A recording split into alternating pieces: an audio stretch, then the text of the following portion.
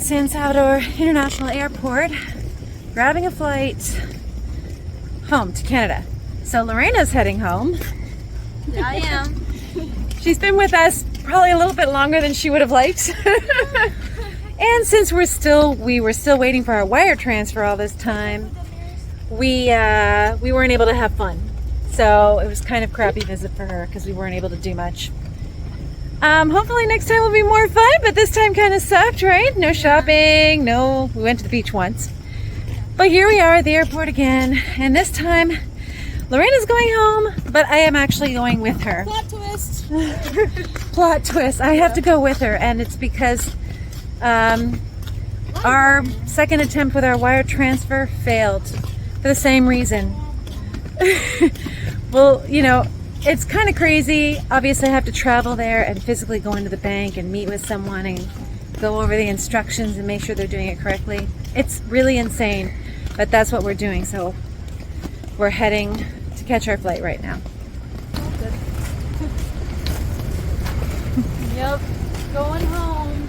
You know what? Even though I feel like my visit it wasn't as crappy. It wasn't crappy, but it just sucked that I had to stay a little longer because of what happened. But I feel like this is all going to be worth it because you have to have rain to have a rainbow. You know? Mm-hmm. That's a nice attitude to have about the situation. So I gotta go through some bad things to get the good things. True that. True that. But All right, on the plane. we made Headed it. to Toronto. Yep. First New York, then Toronto. But we need to get some sleep on the plane. Yeah, For now. we definitely do. It's just me and my eyes look red. No, they're really not. But successfully we have gotten on the plane. That is the first step. It's New York. It's New York.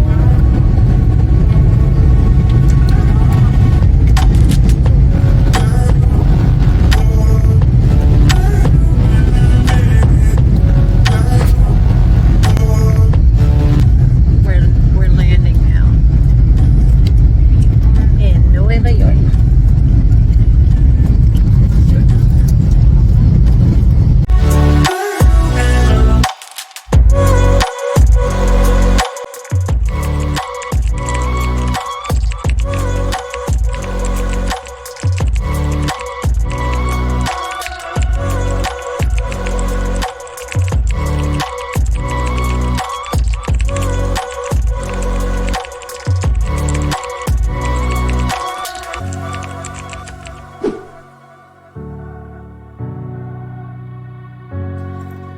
So I'm here at my mom's place in Canada.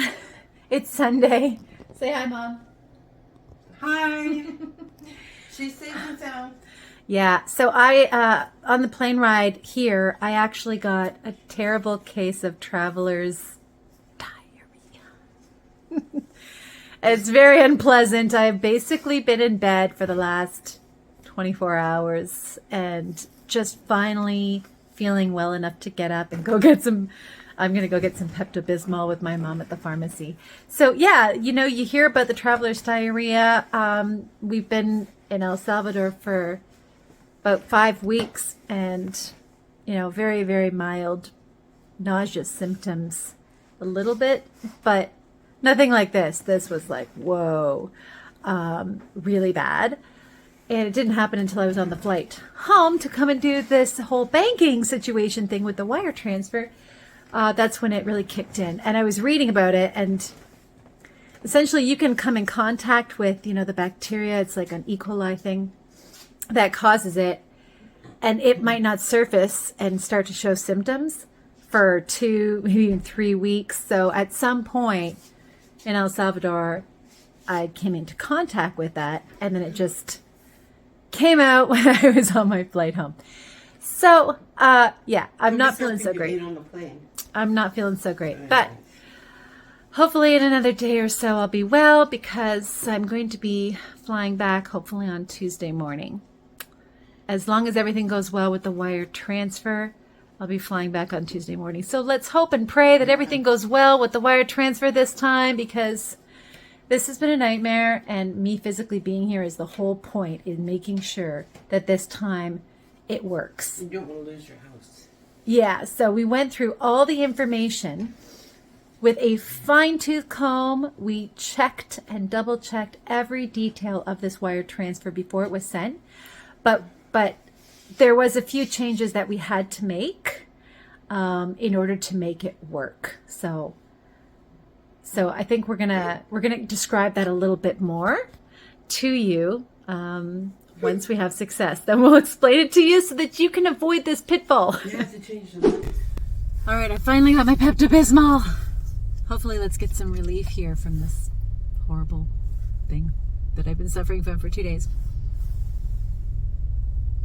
Don't drink too much. I'm just gonna chug this bottle right here. No. Might not be good if you take too much. Oh yeah, baby. Take it easy on the Pepto-Bismol. That's good stuff right there. I got the extra large bottle. Pepto Extra. All right, start working. I hope you're gonna.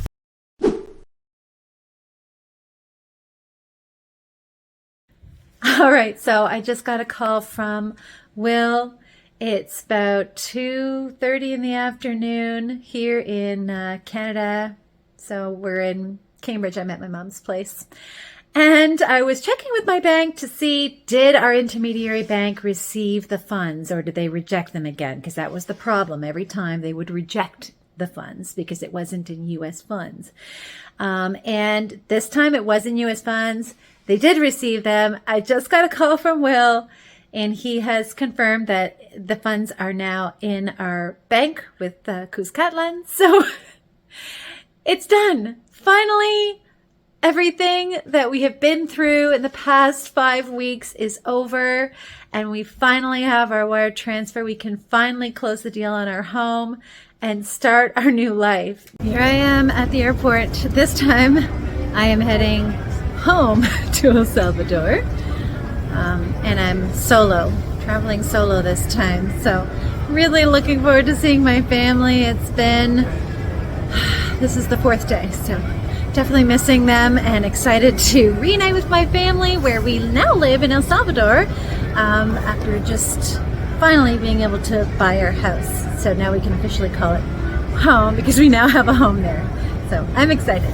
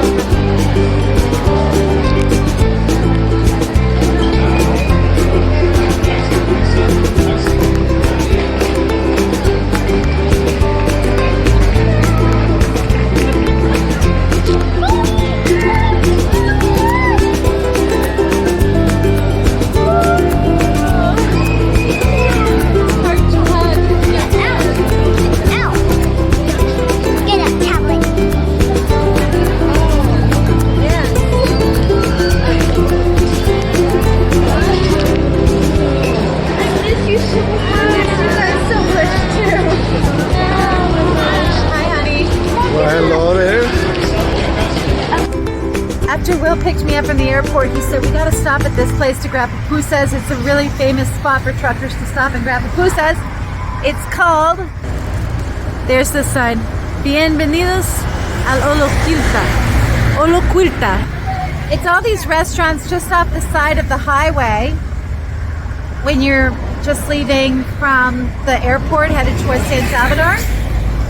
And you can pull in, and there's a whole strip of restaurants. I'm going to turn around so you can see. There's a whole strip of restaurants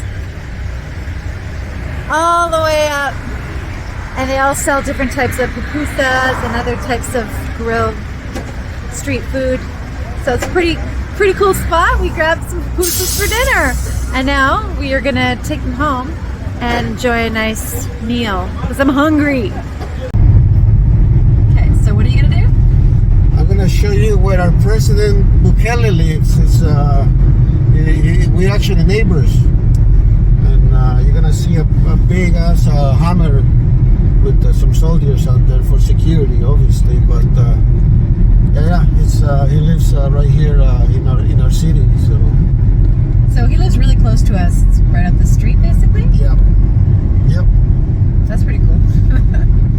All right, so I think it's coming up soon then. Very soon. I don't think we passed it yet. So. Gotta capture those. Is it on the left or right side? It's gonna be on the right side.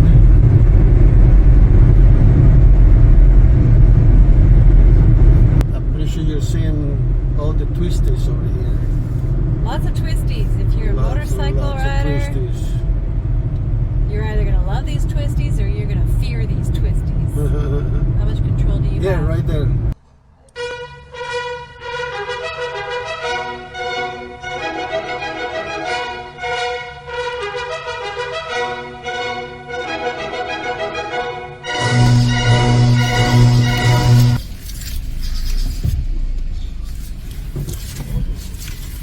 Holy shit, babe.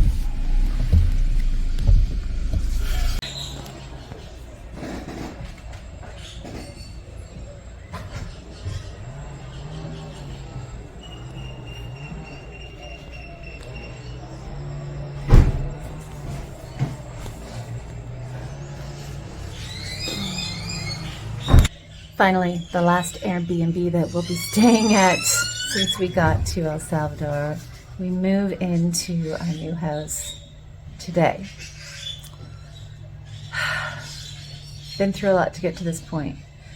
From this Airbnb here in Zaragoza, we can almost see our new house. Take a look at that. Okay. That right there, you know, those houses in the distance, that's where our house is. So we're so close I can practically touch it.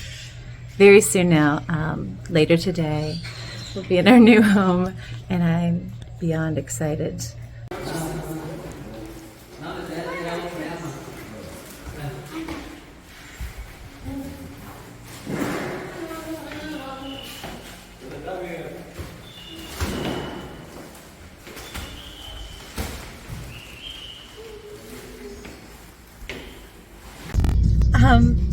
Took the car for the first time myself to drive here in El Salvador in Zaragoza.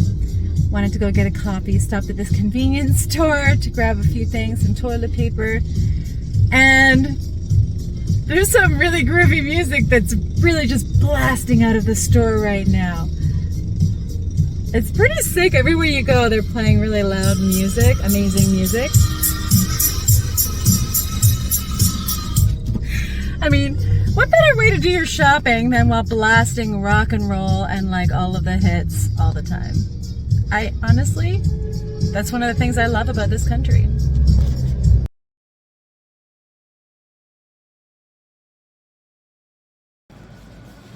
Hey everyone, coming to you from El Salvador, La Libertad. From paradise. From our new home here, yes. We are finally in our new home after quite the ordeal. We decided to make an update about the situation that we went through with the bank and let everybody know that we're doing good, we're doing fine, we're doing great, and let you guys know of what happened, of all the everything that happened with the bank and the situation that they put us through. We were in this situation not because we didn't plan, but because of what the bank did to us. That's why we were in the situation that we were. We planned for a year before we came here, but there's not a lot you can do on the exterior, right, because the system isn't the same as the United States and Canada. You have to physically be here to make inquiries and do a lot of the things that you need to do. But no, I mean, we were prepared and we had the means, right? We had the means to come and stay here for a few weeks, a month, a few weeks, at least a few weeks to stay and look for a place to rent. And then look for a lot. We're gonna build a house or a house that we really really liked, and we had the means for it, and we wouldn't have been in the situation that we were if it wasn't for what the bank did to us. So, and coming to see from some of the comments from the previous videos, it's not only happened to us, it has happened to a few people. Yeah, it's a common pitfall. We're just finding this out now, and we're hoping that through sharing our experience, that those of you who are planning to do the same thing as us are going to be able to avoid this pitfall. Yeah, So, definitely. yeah, so we're in our new house. It's great, and we finally got through that situation, and now we're going to share exactly what happened and what we needed to do to make the wire transfer work that the banks weren't telling us, or specifically that our Canadian bank didn't tell us. I'm going to kind of let Will explain the situation a little bit more. Well, what happened is that we were ready to, I'm pretty sure from previous videos you were aware that we were looking for renting, and then we couldn't find anything to our liking, and the only place that we found, we got slapped in the face by Canadians telling us that no, we didn't have enough credit in El Salvador to rent. So anyway, so it was slap in the face that made us decide, you know what, let's go look for a house. We found a house. It was very quick We both because fell in love with this house instantly. I was looking at websites of houses that were on sale. We look at the house that looked very promising, and then once we came and take a look at the house, like we fell in love with the house. I said, no, I think we don't have to build.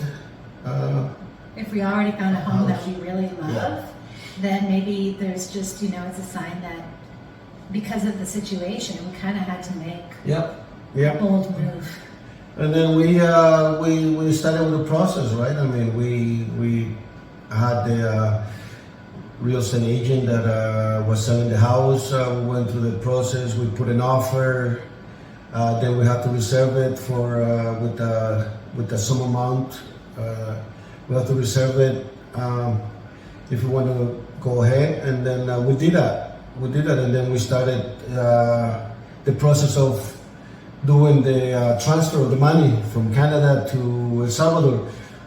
But what happened was that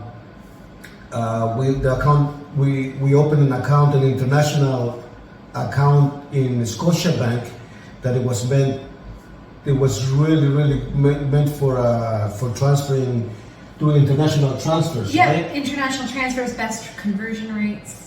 Yeah, and it was set up for that purpose, and the person that set up the account assured us that it was the best. Yeah, no best problem. You account. can transfer to El Salvador. It's no problem. And then so then we started the process. We contact them, and then a week later they still hadn't responded to us. So they week one. Yeah.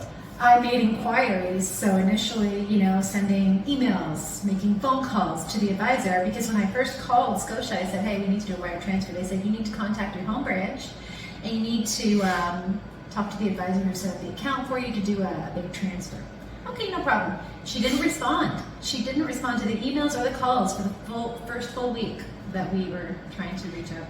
Yeah, and okay, so then finally, you got in contact with a couple of other workers, right? Yeah. I had to track down some other contacts at that branch, and then I emailed them and called them until someone finally got back to. Yeah, and then finally said, okay, yeah, sure, we can do that. And then we had the sheet. It was a sheet from Banco Cuscatlán here in El Salvador that gives you the instructions of how to do the transfer, right? But all of it is in Spanish, and we needed to send that to Canada, right, for them to follow the instructions. But everything was in Spanish. But that wasn't. They also had a translation into English, right? They had a translation to English. Then a real estate agent, she knew a little bit of the process, so told us that just give her my information, and she will fill up that sheet that needed to be for the instructions. For the instructions, she will plotting all my details into the instruction for the bank to send it. And you know what? They said, okay, we'll follow the instructions over here. This was Monday, Tuesday. We had a Zoom meeting with these people, with this branch manager or branch, whatever it was.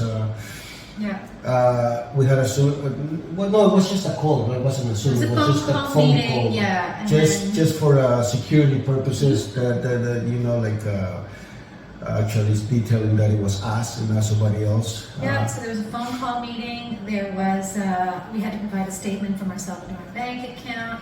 We had to do some e-document signing. We had to. Then they also told us before they could send the transfer that they needed to do a high-level security check to prevent any fraud issues. So that again, just kind of pushed it. Then we reached Friday. This is week 2.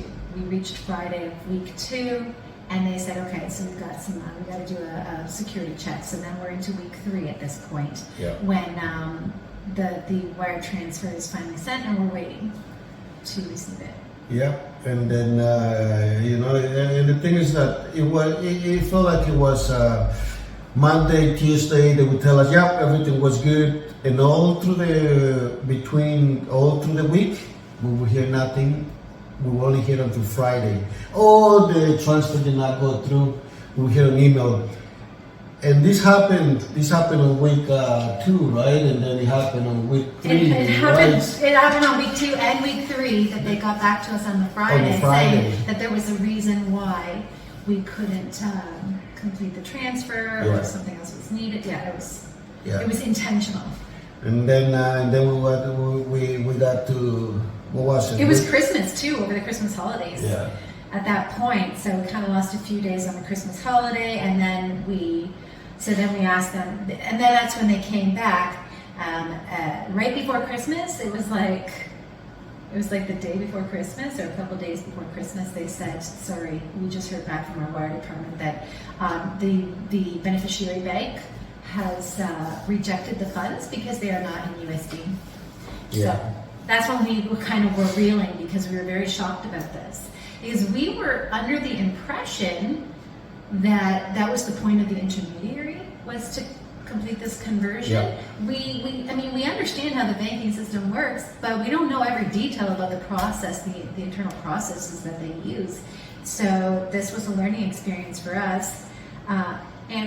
We didn't know that. We expected that the conversion would take place. The bank did not tell us anything different. Yeah, the thing is that the instructions, that's another mistake from Banco Cuscatlan, that in the instructions they do not say anything about the intermediary bank not accepting any other type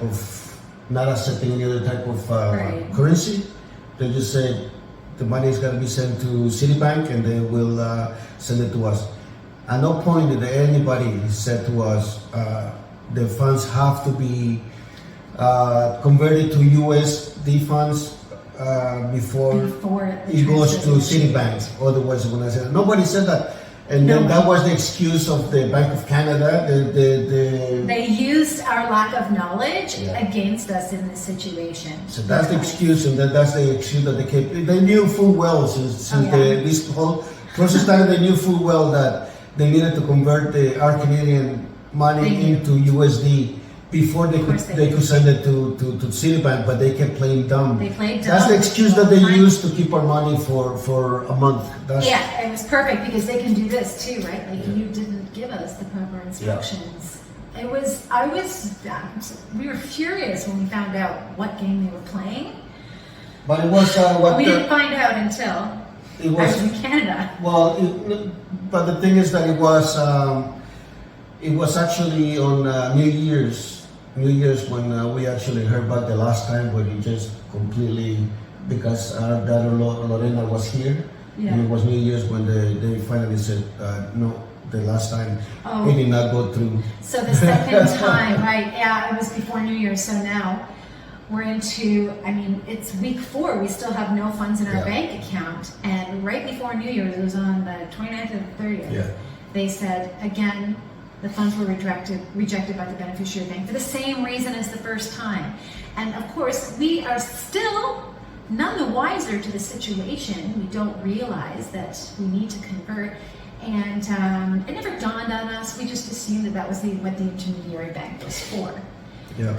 Well, so that's when we had to take drastic action. So that was on January 4th. That evening, it was the same day that we got that email and that news, or maybe the next day, the day before, when we decided that we couldn't attempt this and we couldn't keep going. We were on the verge of losing the offer on our house. Yeah. And, you know, I mean, it's a percentage of the value of the home, right? It's not chump change. It's...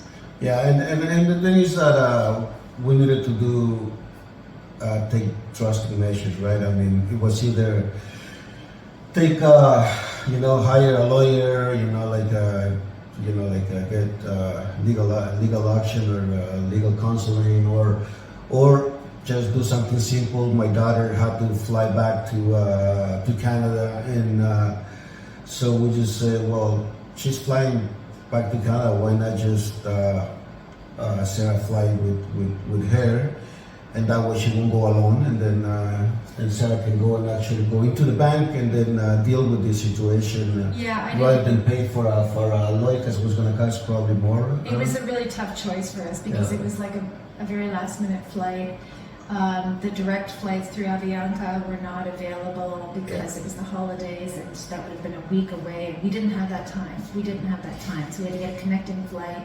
It was not a cheap flight. It was at the holidays. So we had to really bite the bullet on the cost to send me to Canada to take care of this. Yeah. It was kind of like the timing was of the essence. But she left on Wednesday, got there on Thursday. Then she immediately called for a meeting at the branch at Scotiabank in Guelph, in Canada. So she went in on Friday to deal with this thing, and then she, when she spoke to these people that were trying to do this transfer, then she noticed right away that it was great because as soon as I landed, I immediately sent an email to the advisor who was helping us out, as well as the branch manager, and requesting that an immediate meeting, an urgent meeting that I had just flown in. And so, when I got there and I sat down with them, I met with them a couple hours later. So that was great. And as soon as I sat down, the pleasantries were over, and it was like, okay, I leaned forward, and you could tell I meant business. And if I'm really upset, I can definitely be a bit of a Karen. I am not afraid to, get very assertive. it's not. Not at all. So I said, listen, we need to figure this out, and we need to get it right this time. So I'm going to be going over everything with you, and we're going to get it right this time. So the guy was kind of like, okay. I don't know if I should mess with this woman anymore, And then I said, so what went wrong? And he's like, well, he started doing some fiddling on his stupid type keyboard, and then he's like, I think what you should do is maybe you can, convert the currency before you send the wire transfer. I'm like, hey, wait a minute, hold on. What did you just say to me? Oh yeah, if you convert it to US first, then it should work. I'm like, you're a wire transfer specialist at the bank, and you're just telling me this now.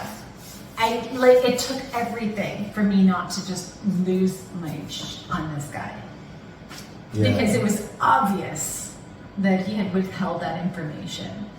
And that's why I was sitting there. So I felt my blood was boiling inside, but I kept my composure because the point was, get the transfer done. That's why I'm here. Yeah, so she was in there on Friday. It got sent on Saturday. Yeah, It got sent on Saturday morning, just before noon. Mm-hmm. It got sent. On Monday morning, I called my bank here in Cuscatlan. They told me, yep, the money's here. That quick. Literally, it was maybe 1.5 business days. Well, Saturday before noon. 24 hours. Saturday before noon, they sent it, and then Monday morning it was there. Okay, not even 24 hours. When I called around 11, it was already there. And then all I had to do here in El Salvador, in the Bank of Cuscatlan, was show the proof of where the money was coming from, so they knew that it wouldn't be money laundering. So all I had to do that, I took a copy of my proof of where the money comes from, and within a day or two, money was released. And so just as simple, then we went right ahead and then called up the meeting with the house, and went and did the sign up all the paperwork for las escrituras of the house. Everything happened very quickly after that. Over here in Bank of Cuscatlan, everything was quick. The problem that we had, it had nothing to do with bank in El Salvador. No. Even though it's hard to open an account because they need a lot of information from you, right? It's hard to open an account, but once you open it, they don't give you a hard time. We did not have any problems with the Bank of Cuscatlan. It was the Bank of Canada, Scotiabank of Canada, that did this to us and put us through. So remember, I just want to say that one more time, that we were in this situation not because of us not planning, but because of what the bank did to us. They basically used our lack of knowledge about their internal processes against us. So guys, remember, when you do an international wire transfer to El Salvador and you're using an intermediary bank, if you're coming from Canada and you have Canadian funds, or if you're coming from somewhere else, if you're coming from the US, it's not an issue because you're working with US funds. But if you're coming from Canada, or if you're coming from somewhere in Europe or somewhere else that uses another currency, you must convert first before you send. Do not let them do to you what they did to us. Yeah. So you do not have to go through this. You saw the video when I was like about to get on the plane. I looked so disheveled. I was a mess. I was so stressed. It was crazy. I was like, you don't want to have to go through that. There shouldn't be any need for her to fly back to Canada to do this. And actually, the real estate agent that was in charge of selling us the house actually told us that she sold the house to a Canadian couple that had to go through the same thing, where the bank wouldn't transfer the money, so they had to fly all the way back to Canada and to do the same thing for them to transfer the money transfer the money from Canada to here. The same thing, they had to fly back, and it's like they've been doing this. They've been doing this for a while long because time. it has happened to a few people. Yep, and we had one of our subscribers comment and let us know this happened to us too. So we know that it's not just us that it's happened to. All right, so that's So we just wanted to give cautionary tale. Yeah, just wanted to give a little update about actually what we're doing. Great now, we're doing fine. We're in our home now, and eventually keep up. Watch the next few videos that I'm pretty sure are gonna be a house tour of the house. Definitely. Not only that, but I'd like to provide more of an in-depth kind of a step-by-step process of, the process of purchasing a property here. So I think it's helpful for everyone because a lot of people that are very curious about this want to know. How is it different from the U.S. or from Canada? Is the process difficult? Is it easy? Can you trust the people you're working with? So we had all these questions too. So I think maybe we'll do an information video about that coming up soon. We should leave it up because the video is going to be way too long for you. Cut! All right, bye guys. Bye.